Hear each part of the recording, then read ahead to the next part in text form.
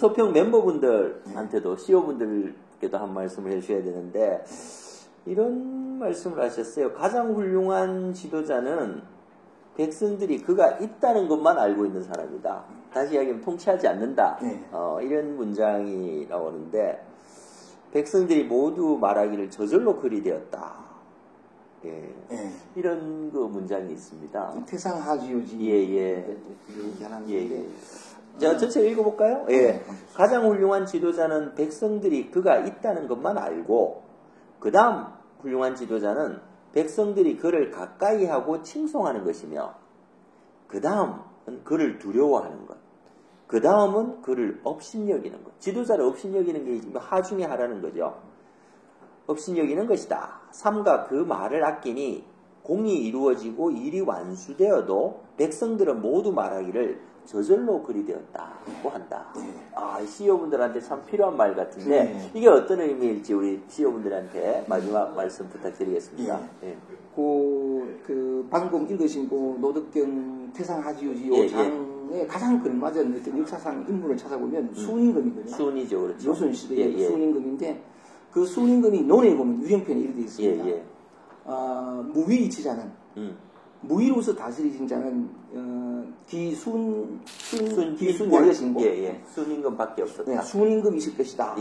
부하고 그가 도대체 뭘 어떻게 했길래 보다 나오는 말이 뭐냐면 순임금이 무위로 다스리고 방금 이거는 태상하지요 같이 있는데 순임금이 뭐 어떻게 했냐니까 공기 정남면이시다. 그러니까 자기를 공손히 여기는 마음으로 단지 정남면 하셨을 뿐이다. 남쪽을 향해 앉아 있었을 뿐이다. 그렇죠. 남면하셨다고 하죠. 그 남쪽을 향해 앉았다는 것은 임금 자리가 북쪽이니까 북쪽에 앉으면 남쪽으로 향하게 되어 있는데 뒤바뀌어 있냐면 자신을 공손히 여기는 마음으로 단지 정남면 하셨다라는 것은 임금 자리에 그냥 가만히 있었다는 거죠. 가만히 앉았을 뿐인데 앉아만 계셨다. 그렇죠. 무의인데 가만히 앉아 있었을 뿐인데 태평성대를 이루었거든요. 그렇죠. 다 할 수 없는 건데 그런 것처럼 이때 자기를 공손히 여기는 마음으로 방어했던 천에서 주목을 해보면 요 구절과 같이 이렇게 결부시켜가지고 또 한 가지 이렇게 박사님 한 가지 이렇게 질문을 드려보면 여기도 많은데 질문.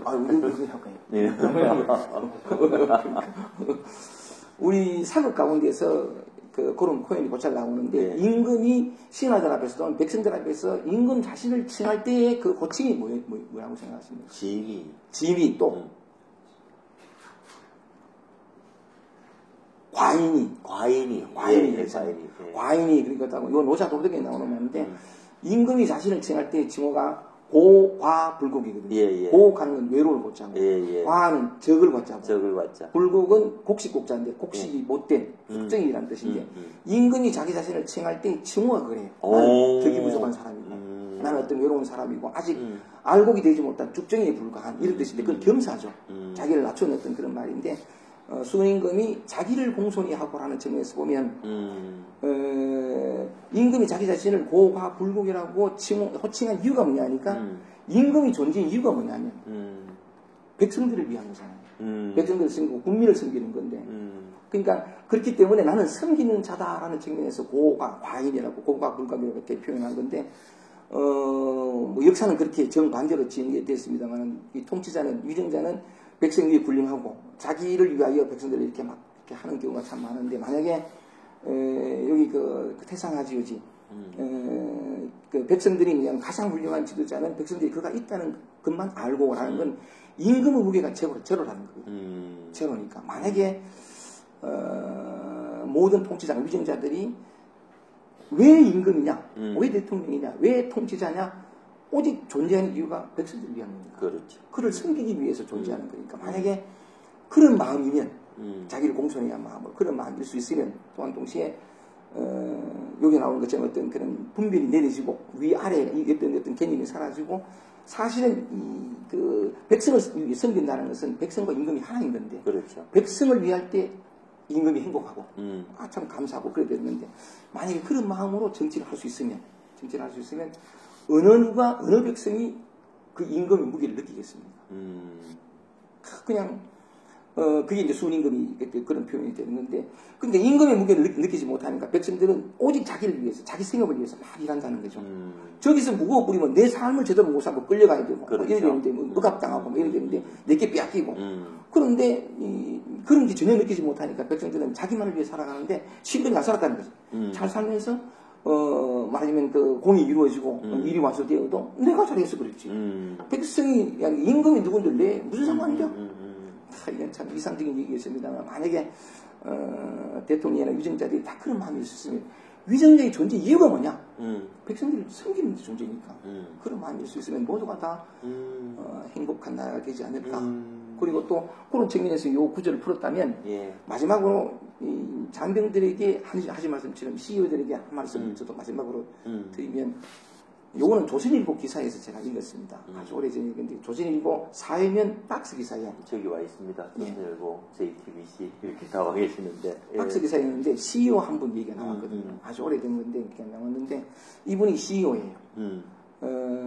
CEO에 오르기 위해서 옆도 안 돌보고 살았거든요. 그때 지방대학 나왔던가 봐. 그런데 서울 생활하면서 얼마나 치열하게 살았겠습니까? 예. 그 자리를 올라가기 위해서. 그리고 그 자리를 유지하기 위해서 막 정말 이렇게 최선을 다해서 살면서 옆도 돌아보지 않고 살아가지고 CEO가 돼가지고 뭔가 좀 이렇게 여유롭고 이제 비로소 좀 이렇게 예. 여유를 부릴만 했는데 갑자기 배가 소화가 안 돼요. 이게 실제 조선일보 났던 기사입니다. 실제 있었던 일인데, 그러니까 자꾸 이렇게 배가 아프고 소화가 안 되고 더부룩하고 아무데도 배가 고프지 않고, 그러니까 병원 가봐야 되겠다 하면서 약간 좀 미뤄졌다가 나중에 통증이 점점 더 심해지니까 도저히 안 갈 수가 없어요. 바빠서 못 갔는데 한번 갔더니 암입니다. 그러니까 당신이 암입니다. 그러니까 수술 당장 해야 된다. 뭐 이래 되니까 청천벽력이라 다 이루었는데 하나도 이룬 게 없는, 뭐 이래가지고 신랑은 너무나 절망적이고, 내가 어떻게 살았나 싶고, 내가 왜 살았나, 무엇을 위해 살았나 싶고, 내가 너무 막 멘붕이 온 거죠. 근데 어쨌든 간에 이제 수술을 서명을 해야 되니까, 서명해야 되는데, 서명은 뭐냐면, 잘못되가 죽더라도 뭐 책임을 묻지 않겠다. 이게 있거든요. 그리고 이 사람은 서명하고, 수술 들어간 게 뭐 부인하고 아들하고 아버지였든 이든 뭐 이렇게 되고. 근데 이 사람은 뭐냐면 수술대에 들어갔는데 떡 열어보니까 암이 아니에요. 이 오진이었다. 오진이어가지고 나는 한 해 한 번에 해프닝으로 되었는데, 그러니까 자기는 죽었다고 생각하고 들어간 거죠. 그러니까 죽었다 생각하면 눈 뜨고 희미한 자기 부인이 얼굴이 보이는데, 이거 저승인가 싶었더니 부인이 뭐냐면, 왜냐면 20년 이 사람은 진짜 죽었으니까.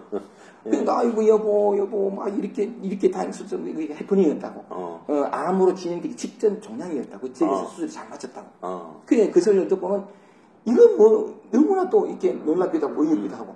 중요한 것은 뭐냐면 그다음부터 이 사람의 인생이 다 바뀌었어요. 네. 오직 저 높은 곳 CEO를 위해서 확 달려가 몇도 안 들어봤는데, 그러면서 그 사건을 이렇게 마음이 죽음까지 간 거죠. 그러고 보니까 거기로 달려가느라고 보지 못했던 주변이 보이기 시작한 거예요. 아침에 출근할 때 그 눈부신 햇살하며 공기들을 보이기 시작하고, 때로는 버스를 타보는데 그 소란 서는 소리도 들리고, 어쨌든 그 사람들의 목소리, 웃는 소리도 들리고, 따뜻한 햇살도 느껴지고, 새로운 세계를 만난 거죠. 그리고 출근할 때 뭐냐면 워낙 못 본 사람이 있으니까 밑에 사람들이 꼴떡보기 뭐라 하나 외면되는데, 뭐 이렇게 격이 다르니까 자기가 그 사람들 가가지고 힘들지 않는지 물어주기도 하고 막 이렇게. 그러니까 주변 사람들이 뭐냐, 워낙 살살한 사람이었는데, 살살맞은 사람이었는데, 저 사람 갔다 이야. 어깨 바뀌었으니까 저 사람 갔다 이야. 근데 이 사람은 그래서 내가 결제 받아 올 때도 확 호통을 치고 뭐 이것도 결제하던 사람인데, 결제해주면서 사는 거 물어보고 뭐 어떠냐고, 그리고 힘들지 않냐고 물어보고 하여간 이렇게 그 바뀐 기사를 봤거든요. 그러면서 행복은 여기 있더라. 맨 마지막 기사가 그래요. 행복은 여기 있더라. 우리는 너무나 많은 것을 보지 못해. 여기 있는데 저기 가면, 저 높은 곳에 가면 내가 많은 것을 가지고 얻으면, 힘이 세워지면 행복하고, 아니더라. 여기 있더라. 그 기사를 이제 끝나는 걸 봤는데, 마지막으로 이제 뭐 이렇게 감히 제가 이제 CEO 뭐 이렇게 그러던 이런 기회가 왔으니까 말씀을 드리면, 36.5도의 온기를 가진 CEO. 따뜻하고,